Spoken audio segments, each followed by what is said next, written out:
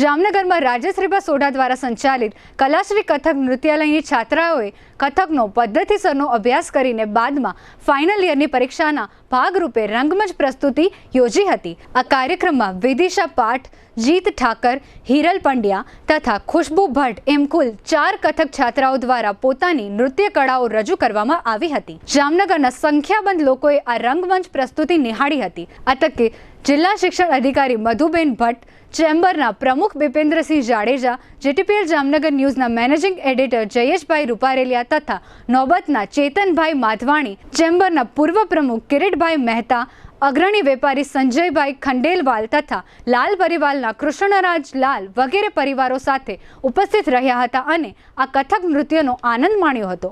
આ નૃત્યાલયના સંચાલિકા અને છાત્રાઓએ આ કાર્યક્રમ અંગે મીડિયા સમક્ષ આપેલી વિગતો અત્રે પ્રસ્તુત છે। પશ્ચિમ ગુજરાત વીજ કંપની લિમિટેડ દ્વારા ડિસેમ્બર 2023 માસને ઉર્જા સંરક્ષણ અને ઉર્જા કાર્ય દક્ષતા માસની ઉજવણીના ભાગરૂપે ચાલો સૌ સાથે મળી વીજળી બચાવીએ। બિનજરૂરી વીજળીનો વપરાશ ન કરવો આપણા સૌની ફરજ છે। લાઇટ, પંખા, એસી સહિતના ઉપકરણો જરૂર જણાય ત્યારે જ ચાલુ કરો। એલઈડી બલ્બનો ઉપયોગ કરવાથી વીજળીની બચત થાય છે। શક્ય હોય ત્યારે કુદરતી પ્રકાશનો ઉપયોગ કરવો જરૂરી છે। પાણીને ગરમ કરવા માટે ઇલેક્ટ્રિક વોટર હીટરને બદલે સોલાર હીટરનો ઉપયોગ કરવો। સોલાર પેનલ ઇન્સ્ટોલ કરી વીજ ગ્રાહક સાથે વીજ ઉત્પાદક બનો।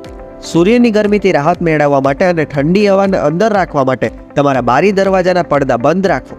આપણા સૌનું ભવિષ્ય સુરક્ષિત રાખવું હોય તો વીજળીને બચાવવી જરૂરી છે। કલાશ્રી કથક નૃત્યાલય સંસ્થા જામનગરની જે ગાંધર્વ મહાવિદ્યાલય મંડળ મુંબઈથી એફિલેટેડ છે, જ્યાં પ્રારંભિકથી લઈ અને વિશારદ સુધીનો કથક નૃત્યનો કોર્સ કરાવવામાં આવે છે, જેની આજે ફાઇનલ યર વિશારદ પૂર્ણની પરીક્ષાલક્ષી રંગમંચ પ્રદર્શન આયોજન કરવામાં આવ્યું હતું અહીંયા, જેમાં વિદ્યાર્થીઓ અમારી આજે બધું પરંપરાગત રીતે કથક નૃત્યનું જે પ્રદર્શન હોય છે રંગમંચનું, એની પ્રસ્તુતિ કરી હતી। અમે 7 વર્ષથી કથક શીખી રહ્યા છીએ રાજશ્રી દીદી પાસે, અને આનો જે અમે આખો કથક પોતે જ એક એટલું વિશેષ તપસ્યા છે કે 7 વર્ષથી જ અમે બધી અમારા ગુરુઓ પાસે, મોટા મોટા ડૉક્ટર પુરુધતીજી, રાજશ્રી દીદી, બધા પાસે જે રચનાઓને બધું શીખેલા છીએ, એમાંથી જ અમુક વસ્તુ આજે પ્રસ્તુત કરવાની ચેષ્ટા કરી રહ્યા છીએ।